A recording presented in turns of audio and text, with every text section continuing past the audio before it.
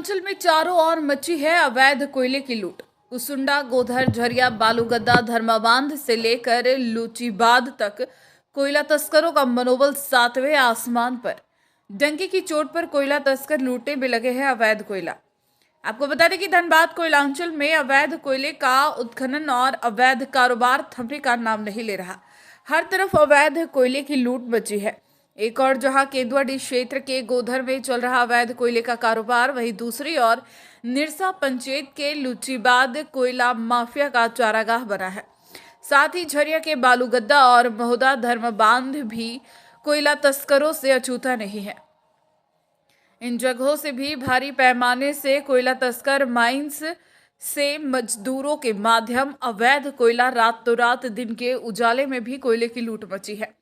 दूसरे कोयलांचल में इस तरह से भारी पैमाने पर अवैध कोयले की तस्करी होना सरकार की राजस्व की भारी क्षति हो रही और सरकार के नुमाइंदे अपनी कानों में तेल डालकर सो रहे हैं। पूरे कोयलांचल में कहे तो पूरी तरह से लूट मची है। इस अवैध कोयले की लूट पर एक कहावत याद आ गई, मंत्राज में लूट है, लूट सके तो लूट, अंत समय पछताओगे जब प्राण जाएगा छूट। शायद इसी कहावत को चरितार्थ कर रहा कोयलांचल के कोयला माफिया। आपको बताते चले कि एक तरफ केंदुआडीह क्षेत्र अंतर्गत गोधर में चल रहे अवैध कोयले कारोबार का बादशाह पप्पू मंडल, तो दूसरी तरफ निरसा पंचायत लूचीबाद का कोयला तस्कर रमेश का जलवा ही निराला है। वहीं झरिया बालूगद्दा के जाने माने कोयला तस्कर कपूरी चौहान, गुड्डू यादव और प्रेम की जोड़ी तो कमाल कर रही। डंके की चोट पर माइंस से अवैध कोयला की निकासी भारी मात्रा में की जा रही। इस अवैध कारोबार में एक एक माइंस खदान में सैकड़ों मजदूर लगाए जाते हैं।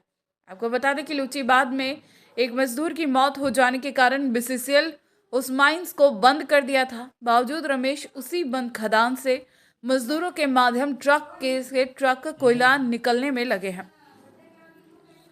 इधर केंदुआडीह क्षेत्र, कुस्तौर, बीएनआर और कुसुंडा की बात करें तो एरिया 6 के गोधर 26 नंबर से लेकर CHP 3 नंबर तक बड़े पैमाने पर अवैध कोयले का कारोबार जारी है। वहीं सूत्रों से मिली जानकारी में कोयला माफिया पप्पू मंडल का चल रहा गोधर में कोयले का कारोबार रात्रि में खुलेआम हाईवे में कोयला लोड करवाकर बाहर भेजा जाता है। जानकार कहते हैं कि इस अवैध कारोबार में CISF भी बड़ी भूमिका निभा रहे हैं, जिससे प्रत्येक दिन रात्रि में कोयले की अवैध तस्करी होती ही।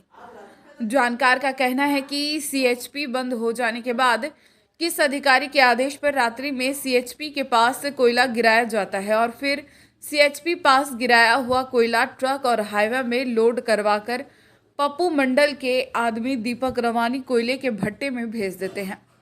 आपको बताते चले कि धनबाद के पूर्व SSP संदीप सिंह के समय भी इसी तरह खुलेआम कोयले की लूट मची थी।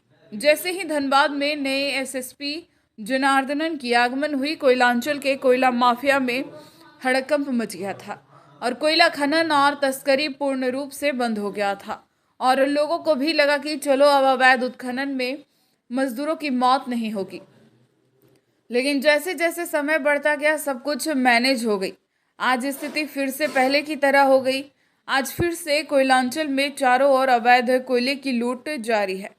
आपको बता दें कि इस अवैध कोयले कारोबार को लेकर कोई व्यक्ति आवाज़ उठाते हैं तो या तो उनको जेल भेजवा दिया जाता है या माफियाओं द्वारा उनके ऊपर हमला किया जाता, जिसके कारण अब स्थानीय लोग भी मुखदर्शक बनी रहती, जिसका फायदा कोयला तस्करों को मिलता है। वहीं स्थानीय समाज सेवी रत्नेश ने DGP को पत्र के माध्यम कोयला तस्करी पर रोक लगाने की गुहार लगाए हैं। अब देखना है कि क्या कोयला तस्करों पर लगाम लगेगी या इसी तरह माफियाओं का मनोबल सातवें आसमान पर रहेगा।